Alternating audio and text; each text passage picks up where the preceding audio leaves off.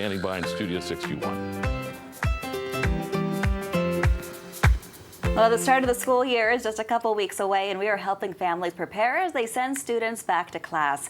Joining me this morning is Torrington Superintendent Michael Wilson. So good morning, and thanks for making the drive out. Good morning. Thank you for having me. There are so much exciting things happening in Torrington. It's a growing district, enrollment's up, we have new schools opening. Tell us what families can expect. Sure. I mean, we have our brand new high school opened up in January. We have our brand new middle school that's opening up to welcome our students come this September. Our central office opened up over the summer, where we were anxiously awaiting to get in there and help our administrators do everything and get prepared for our wonderful students who we can't wait to see. We've missed them so much. So a lot of exciting things with the newness there, but we also have a brand new intermediate school. That's going to be our 4-6 students that are going to be welcome to the old middle school, which is now our intermediate school. So a lot of change in Torrington, but a lot of positive change, and we're so excited after Labor Day to welcome everyone back. It's so wonderful to see all that growth. And here on Fox 61, we've been reporting on cell phone policies throughout the state, and Torrington was one of the first schools to implement cell phone-free classrooms. How has that been going since you started it in 2022?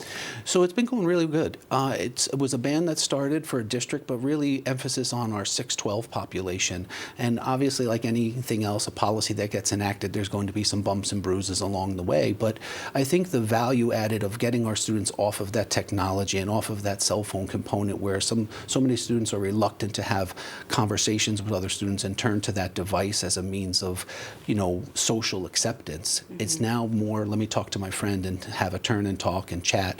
And it's really been positive. We were up at the state, the assistant superintendent and I, last September, and we actually talked about it to the State Board of Education, because so many other districts now are enacting it. And to be one of the first is remarkable, but to be consistent with it is even more remarkable. And that's what we're so proud of. It's making kids more productive, having less distractions in the classroom. 100%. For sure. Another issue facing schools across the state, a teacher shortage since the pandemic. How are you doing in terms of staffing levels? Are you looking for more educators? I know you were looking for custodians in the spring. We were. So if you're out there, please apply. Absolutely. But we are, as of yesterday, we were at a 98% fill rate. So we were very excited. Our human resource department does a wonderful job. Our building administrators do a wonderful job. All of our staff has been vetted and interviewed and have a big onboarding process coming up. We have a new teacher orientation that'll happen in 2 weeks. We have our admin retreat that will take place next week. So real exciting. But our teacher fill rate, knock on wood, is 98%. And hopefully our last 2 teachers will be hired by the end of this week. That's a lot higher than a lot of other districts. So yeah. Good work on that Thank you. one. Last year, Torrington and some other districts had to close for a few days due to some school threats. How do you prepare for threats of any kind and ensure a safe classroom environment? Sure. I mean, like any other superintendent, that's the stuff that keeps you up at night. Student safety, staff safety, school safety is paramount. I will never, ever take that for granted. And it's very unfortunate in the climate we live in, where the threats, you don't know whether they're valid or not until you do the research and you work with the police department. I'm very, very fortunate to have a very good relationship with our chief of police. So anytime that happens, and it was unfortunate, it hit us last year where there was something that was made online, and until we were able to validate the credibility of it and make sure that it was not valid, we actually unfortunately did have to close school that day. But it was not a valid threat. At no time were students or staff or anyone in danger. And that's the piece that I will always err on the side of caution for our students and staff. And the communication throughout the district was very quick and swift, which is very important.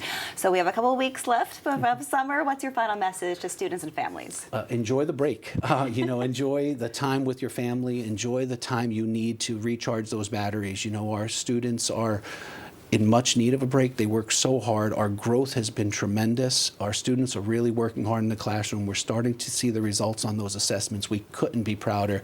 So my message is just enjoy the final couple of weeks with your family, recharge those batteries, and to my teachers, please relax, enjoy, because we need you rested when you come back. Awesome. We'll have to take a visit out to Torrington to check out the new middle school. New fields are coming soon, too. New fields will be done, and it's going to be wonderful. They'll be open by December.